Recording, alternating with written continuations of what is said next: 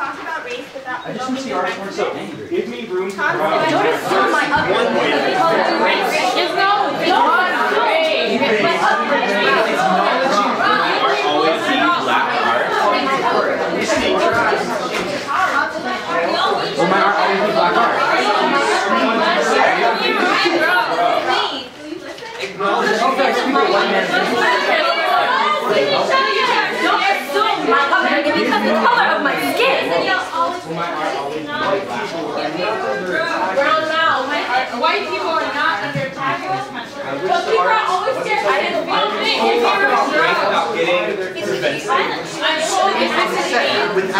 Let us be exposed together. I don't think white people are under attack in this country. Brown skin. This is me.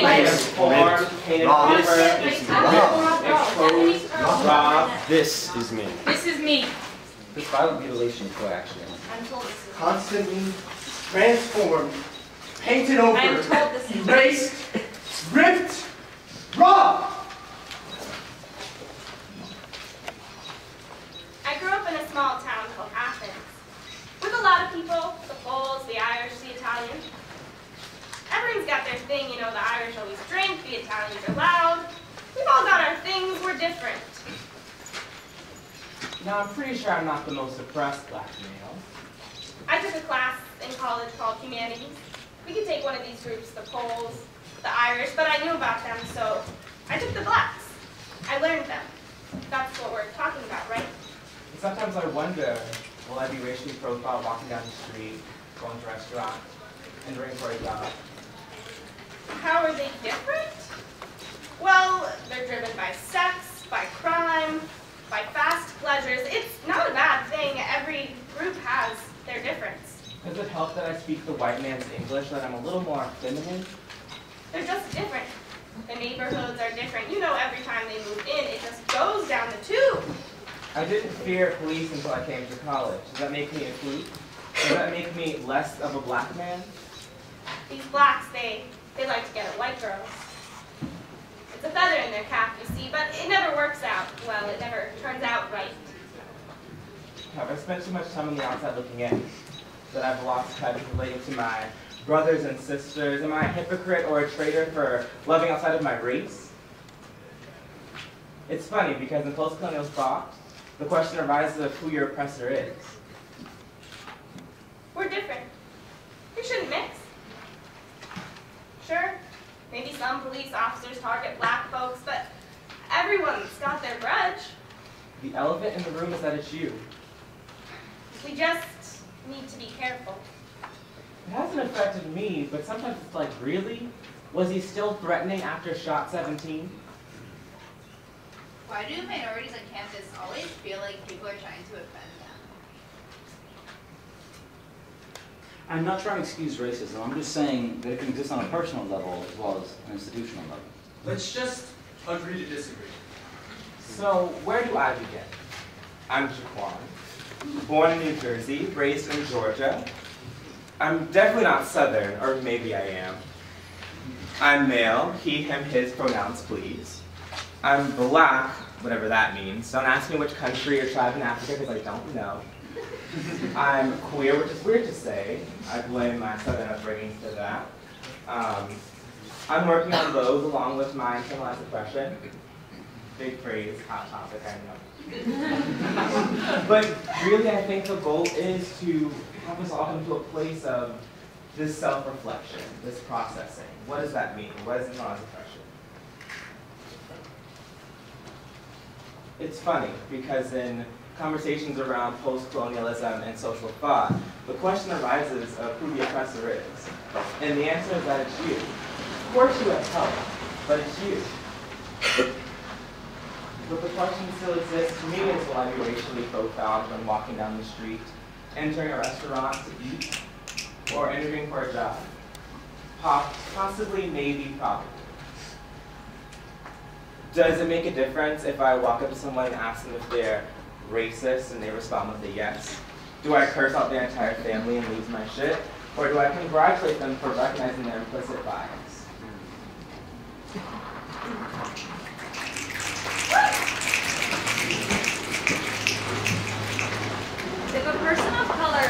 a name or discriminates against me, it is racism, the same as if I did to them.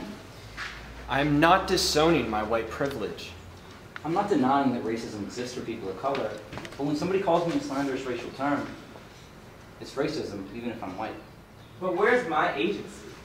Is my male privilege null and void because I don't fall in line with your heteronormative standards? Am I a fluke because I didn't fear the police growing up? Am I excused because I didn't go to school with a large community of black people or those that look like me?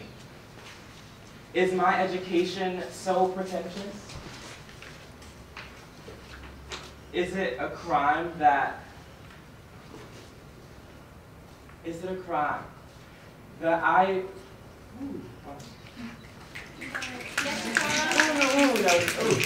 but is it a crime, or am I in denial because I felt marginalized by people of color more so than their white counterparts? Does my difference separate me from those who look like me? Am I so elite that I don't elicit inclusion? Have I spent too much time on the outward looking in that I can no longer relate to my brothers and sisters? Am I a traitor if I happen to live outside of my race? Have I been brainwashed to love the perpetrator as they place the noose around my neck, point the gun at my back? Should I not accessorize my sleeve with my heart? Should I not default to love?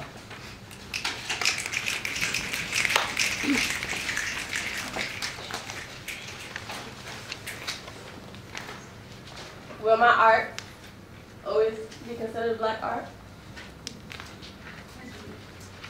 If you date a white guy, how much of yourself do you have to compromise? How white do I have to be likable?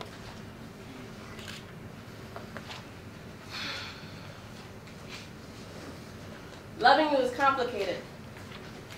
I am a palette, a muse of God's creation, and when he outlined my existence, I'm pretty sure he wasn't a racist. He sprinkled brown sugar into my face and cocoa to increase my shine.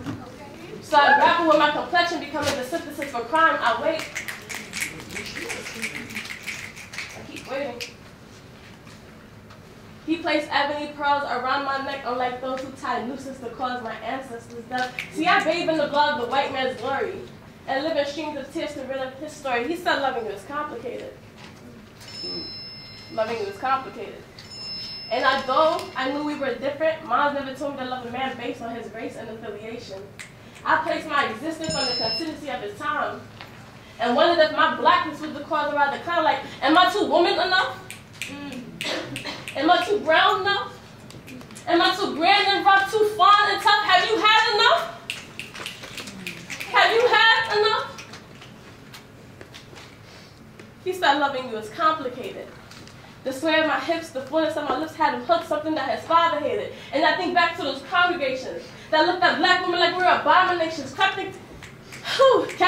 under the sheets, getting no conversations. Two bodies, two breaths, two faces, one domination. One domination. With the scent of guilt, your darkest secrets filled my room. I cast as Jezebel. Will I ever be more than his coon? I kiss the veins on his flesh and get lost in the depths of the bluest eyes, while he dwells behind many caskets of shame to fill out deceitful guys. Like, am I too woman enough? Too brown enough? Too grand and rough? Too fine and tough? Have you had enough? Have you had enough? Loving me is complicated.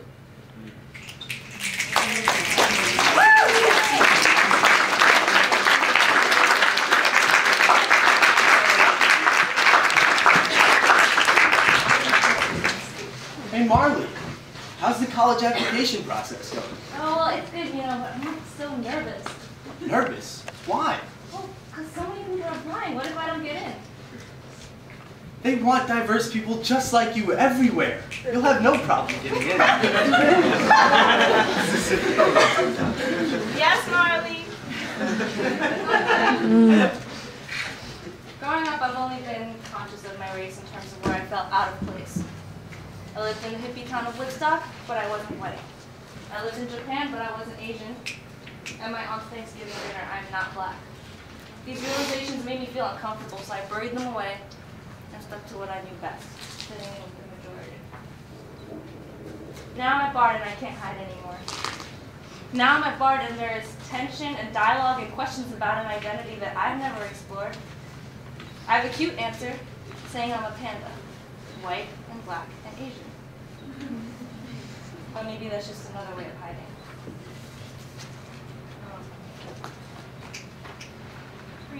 I've been called many things, and I'm always flattered. They say I could be Indian, Filipina, Hispanic. I like the options, but I don't own any of them. In my town, I'm used to being a minority. Sweet smiling faces would compliment my skin, so I'm glad that their children are friends with someone so diverse. My response to this was usually just try and prove that I'm not any different. But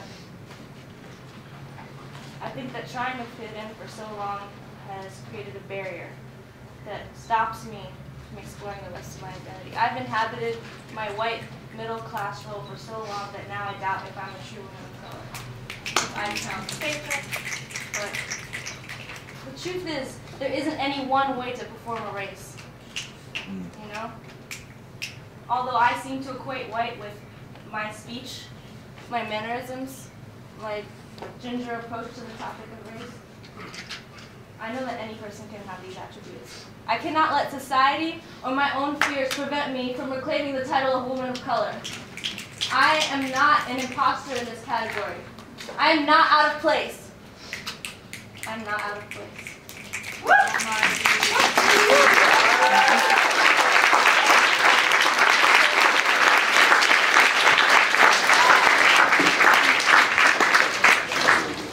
She's white. I think she's Middle Eastern. Are you from Tunisia? Wait, do you have an accent? Where are you from? Please check whichever box applies to you. White, African American, Native American, Hispanic, or other. Victoria. Is there a box for that too? My brothers and I, we fade in color. Edward is the darkest. Richard is in between. And I look nothing like my mother. She told me she ran out of ink. Why aren't I as dark as you? You're so beautiful, Mom. I just want to look like you.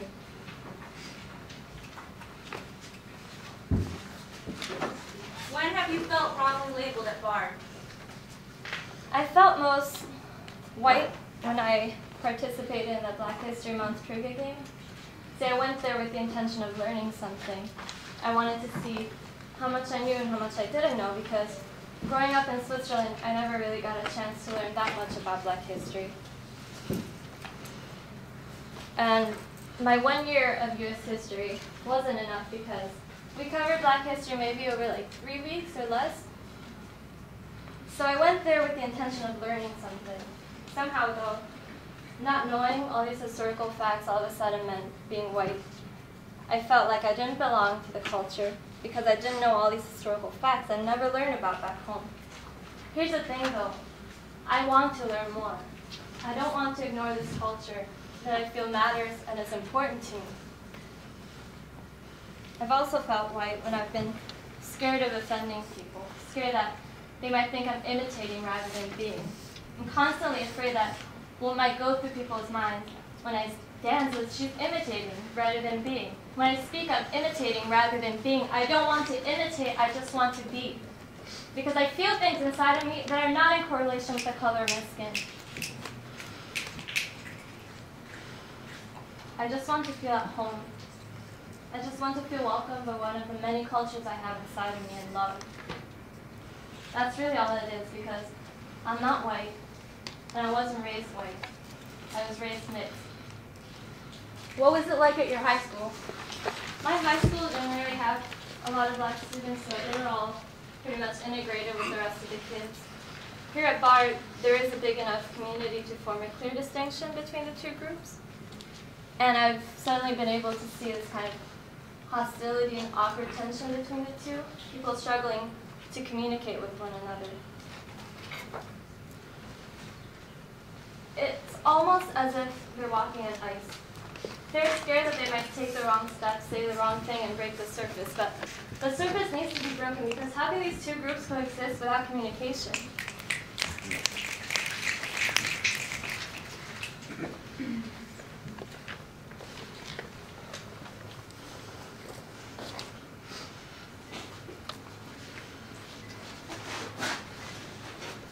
Do you ever regret being multiracial?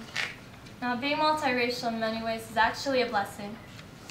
I'm given the chance to pick the culture I want to be with, and I can switch in and out almost like jumping to different tables. I've never been just one thing, therefore I've never fully embodied just one culture. Coming to Bard as a multiracial individual hasn't been easy though, because jumping all of a sudden seems a lot harder. It feels as though once I jump, I'm expected to land and stay there. Suddenly, it feels as though the choice becomes narrower. I'm expected to pick one culture, even though I identify with multiple groups. People get confused by this, however, and they just assume that I'm white, and they treat me accordingly. And it's frustrating because I may not look black, but I sure as hell don't feel white. I feel mixed. I can relate and not relate at the same time. I can feel like I'm everything, and sometimes that feels like I'm nothing.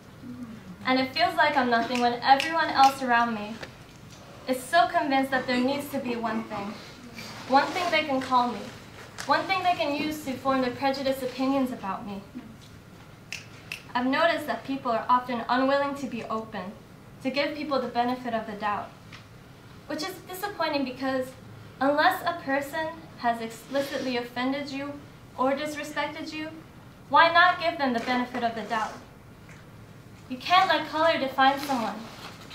I know I can't let it define me because if I did, I'd be even more lost and confused than I already am.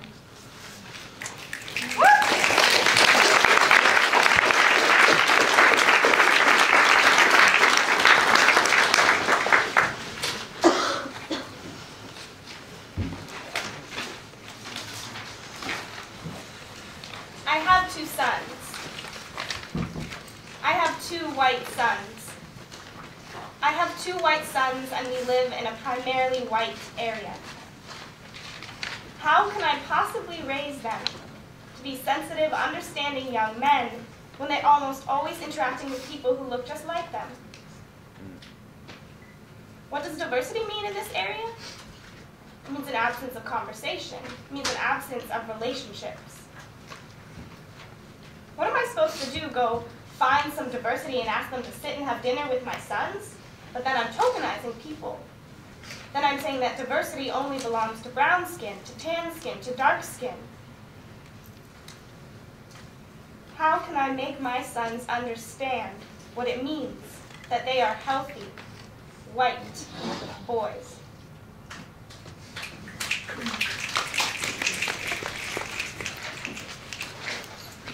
Truthfully, I'm blacker than an Aryan's heart too, Kendrick. Or at least I feel that way. I'm sorry. Try to ignore my mistakes. I keep seeing these videos of husbands beating their wives. Husbands beating their fucking wives. Don't worry though, because in one of these videos, at least the wife tried to fight back. She ended up dead. No, honestly though, these wives should just start talking to their husbands. You know, plead to their humanity or something. Nigga, we gon' be alright. Try to ignore my mistakes. Hell fucking no! If I'm a wife and I'm getting beat, I'm going to get all of my wife friends and all of my non-wife friends and we're jumping the shit out of my fucking husband. And then I'm going to the DMV or whatever and getting a divorce. Try to ignore my mistakes. Dear Al Booker, Martin, George, and George. Dear Oprah, Drake, Rick, and Chief. Dear Barack, Bill, and Darren. If any husband hits any wife, then he should get the shit beat out of him. And the next time the wives march, let it be with guns. And don't forget that Nat Turner too was a criminal in 1831, and John Brown in 1859. In other words, it's gonna be murder. Try to ignore my mistakes.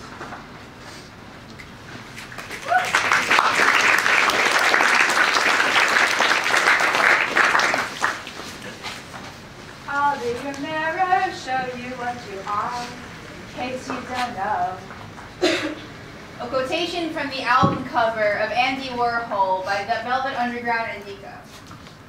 And with the Velvets comes the blonde, bland, beautiful Nico. Blonde, bland, beautiful, white. White owns beautiful, says my father's record. I own my father's record. White owns indie rock. Men own indie rock. I'm a white woman. I'm blonde, and sometimes in order to be seen as beautiful, I am bland. On nights out, I inhabit the donut holes in vinyl, watch it all revolve around itself, and everyone dancing like underground music is an objective form of truth. Like Lou Reed invented the blues scale. That's okay. Sure. It's so thick and beautiful. I wish my hair looked like yours.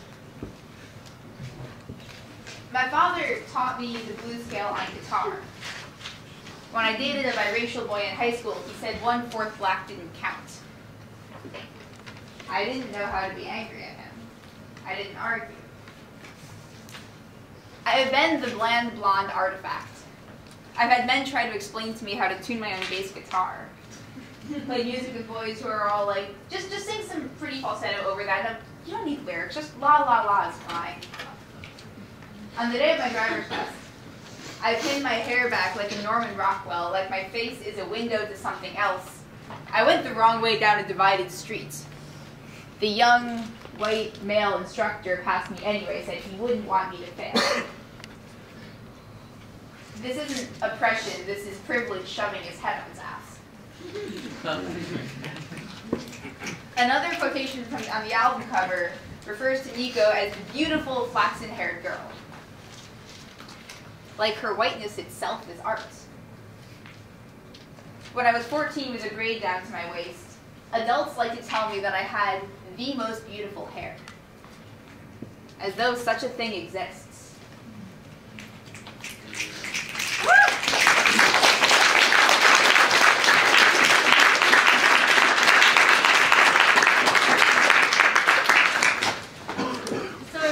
Situation. It's L&P. You're walking around trying to like make friends because you know it's L&P. And then that's what that's for. And you're excited and you're scared and you're meeting all different kinds of people. And all of a sudden you strike conversation with someone and you're like, oh hi, my name's Adela. And you talk to you and it's like great. Like oh god, I'm finally making friends with someone. And then all of a sudden this person says something like, oh, your English is good. And you look at that, and you're like, am I supposed to acknowledge your recognition of my ability at the language? Am I supposed to say something like, thanks, I read the dictionary when I'm bored. Yeah, I memorize Proverbs every night before I go to bed. And all I just want to say is like, why the fuck would you say something like that? Right. Or another time, this wasn't like a party or whatever you call that. We were in someone's room and we were like having fun and someone with Python was talking to me and was like, oh, you're like a nice person, yeah, let's have a conversation. And all of a sudden this person asked me something like, Oh, Deborah, what are you majoring in? foreign languages and literature. Wow, that's perfect. You're so awesome. Your English is like perfect. It's also my first language. I don't know anything. Well, the best one yet. When someone found out I was from Singapore, the first question was, So do you speak Singaporean? and my only response was, yeah, I speak Singaporean. And strangely, it's identical to English.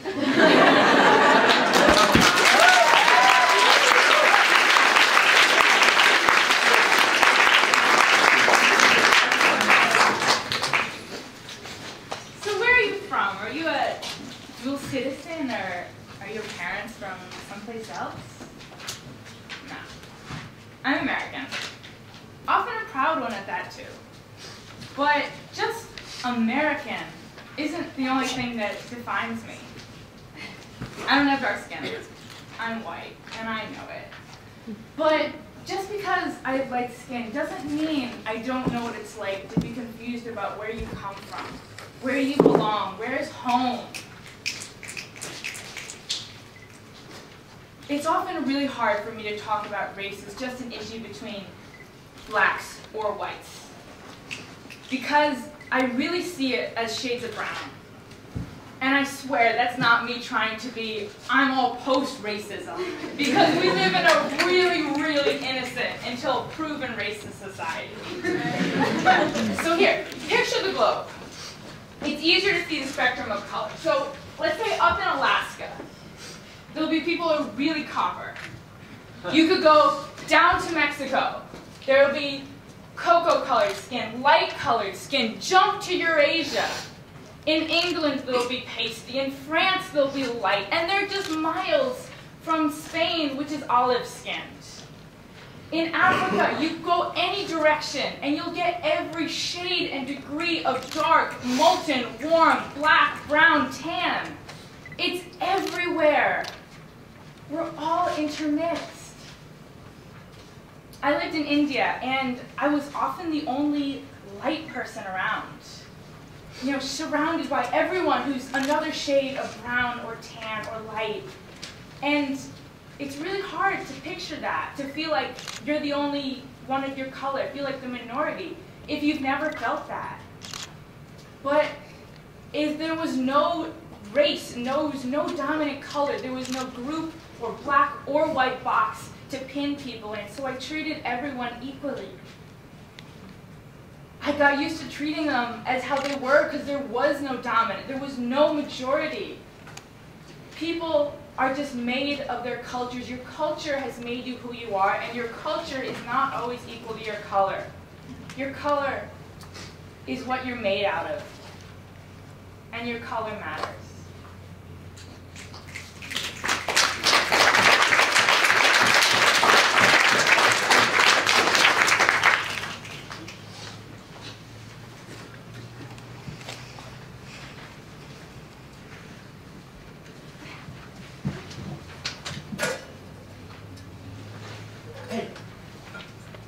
Who are those people?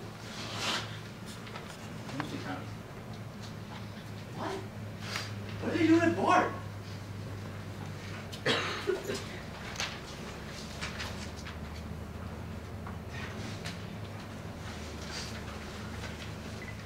What never gets discussed is how we all want the same information. We all need help understanding healthcare. We all want affordable places for our kids to go after school. We all need help understanding taxes. We all struggle to pay every month. But since we don't sit next to each other at restaurants, our kids don't play together, we never get the chance to talk. Things here in Red Hook are remarkably unchanged.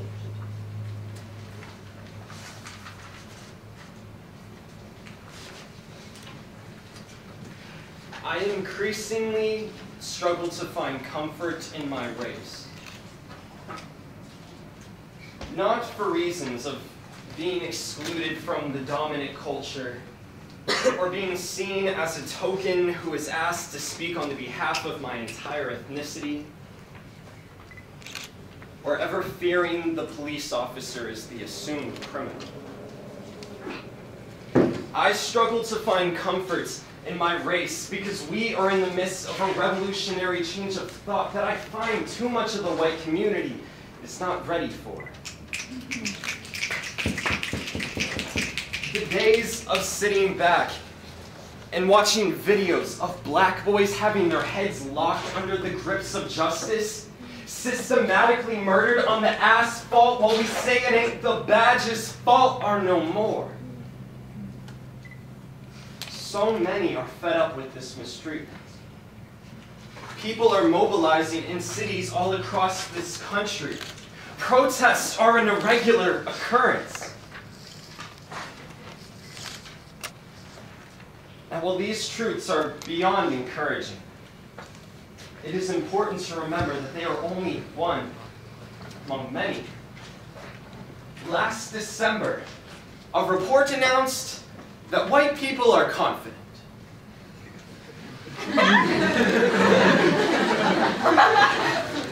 More confidence than ever before that police treat black people fairly. I cannot stand being told, stop playing the race card, as if the effects of systematized racism should be shuffled away. Victimizing ourselves is easy. But the truth is that white people aren't under attack in this country. Asking someone to acknowledge their privilege doesn't discount how hard they've worked or seek to reduce achievements. It's simply a plea to get people like me to stand back from their lives and acknowledge that they have advantages that not everyone does. Confronting racism is uncomfortable. Dismantling systems of power is uncomfortable. Identifying your own privilege is damn uncomfortable. But that's okay. Go back to footage of civil rights lunch counter sit-ins, school integration protests, or Bloody Sunday. And ask yourself, what side do you think you would have been standing on? I hope your answer doesn't make you uncomfortable.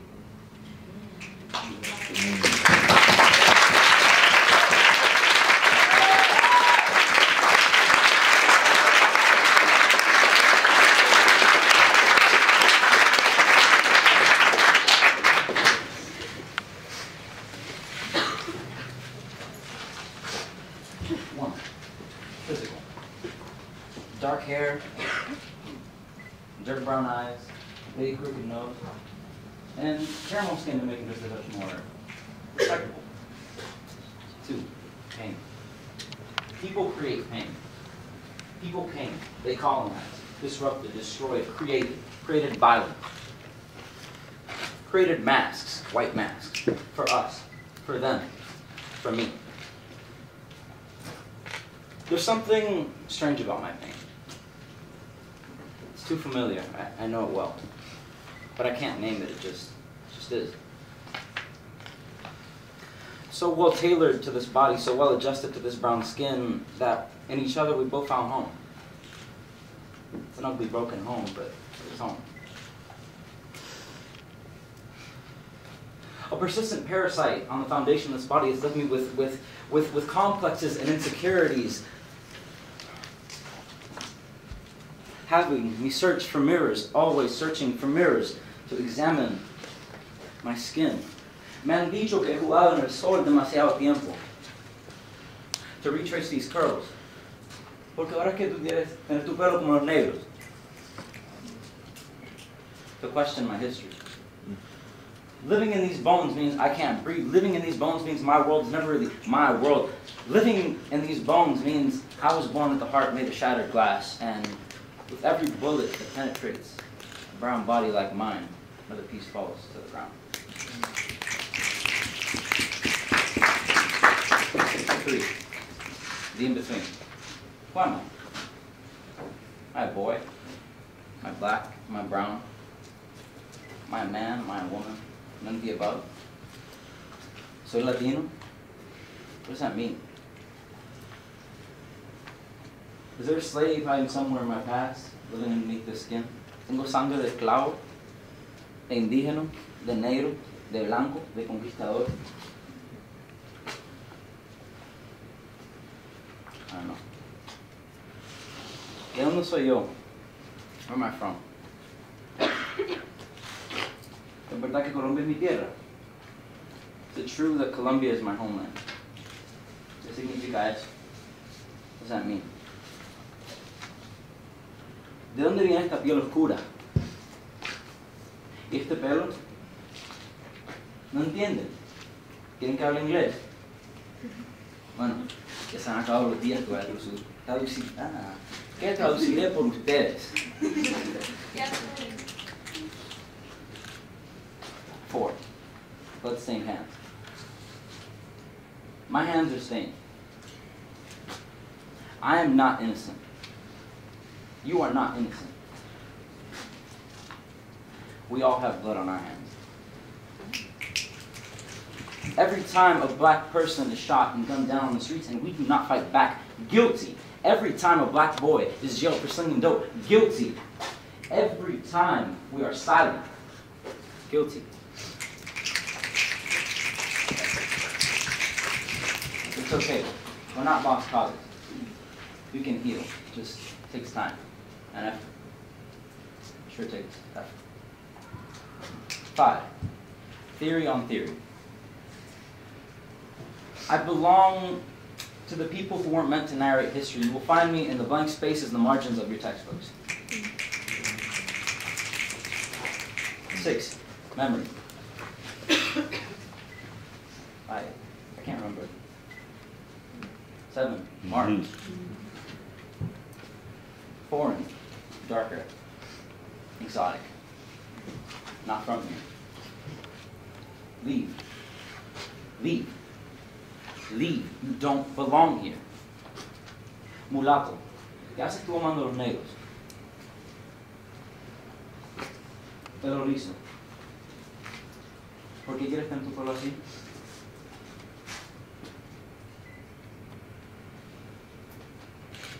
Inmigrante. De donde venimos nosotros, no hablan de la raza.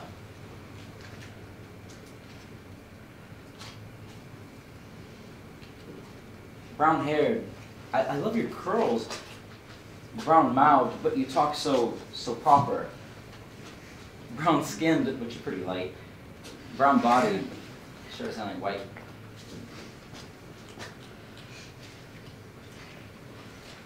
Eight.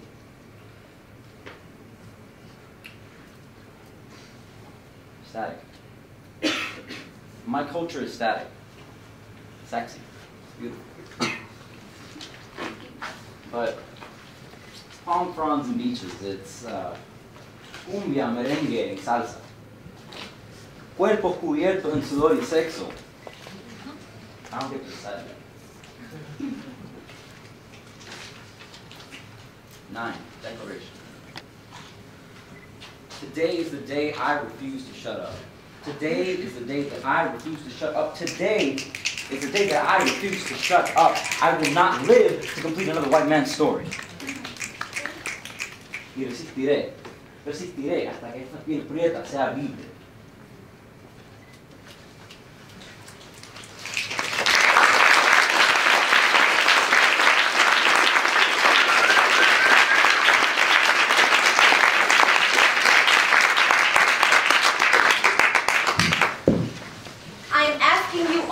Recognized by not what you see.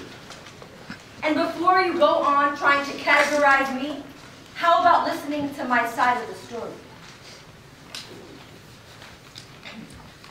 When you're too white to be perceived as colored, but made up of too much color to identify yourself as white, that's where the color divide manifests itself within the perimeters of the body that I used to stand in front of you all tonight.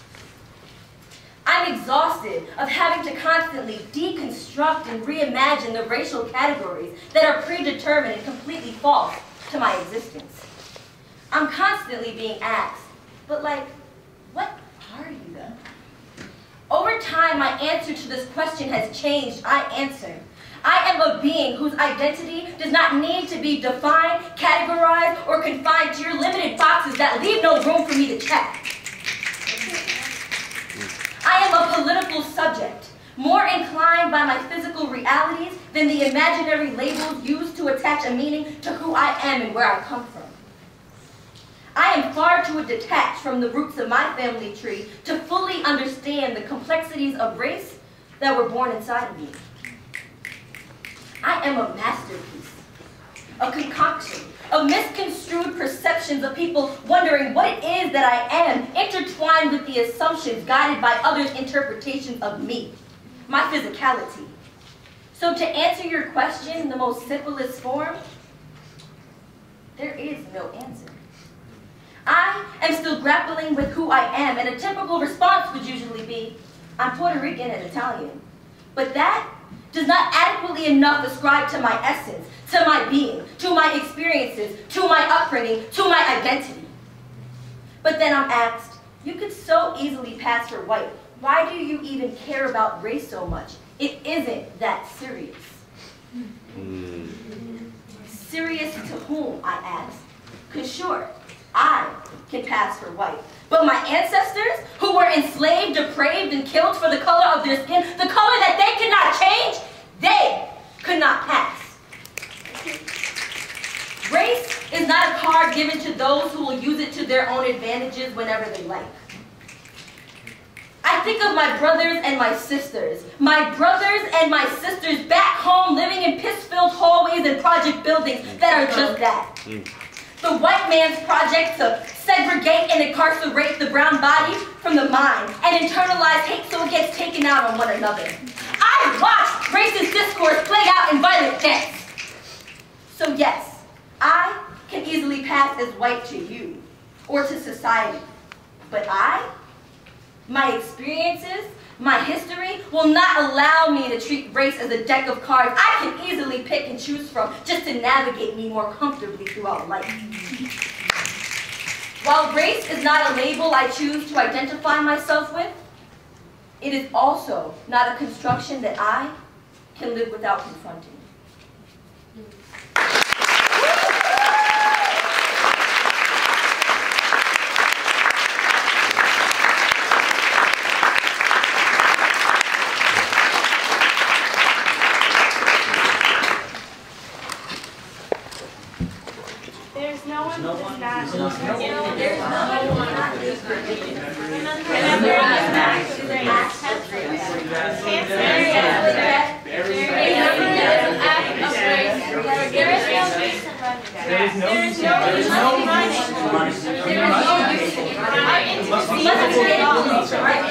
And one day, you don't remember to forget.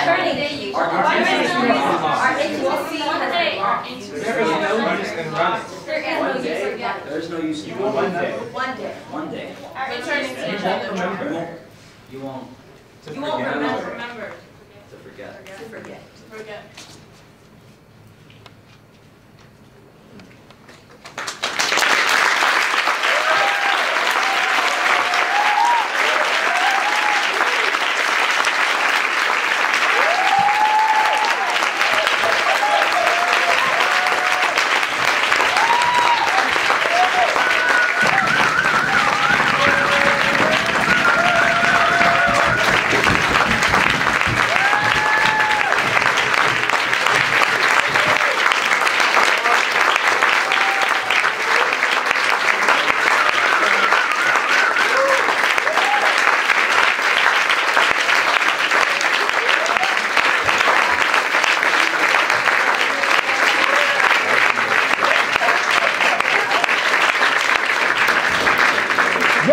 Warm round of applause for Jordana for organizing.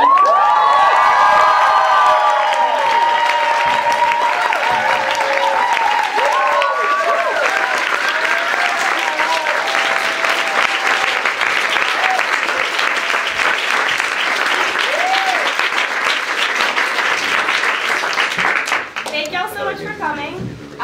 If you're interested in looking more at these pictures, I'll be circulating a Tumblr link around Facebook and other things, so keep an eye out. Keep these conversations going. Absolutely. This is not an issue for activists. This is all of our business, so talk to people. Thank you. And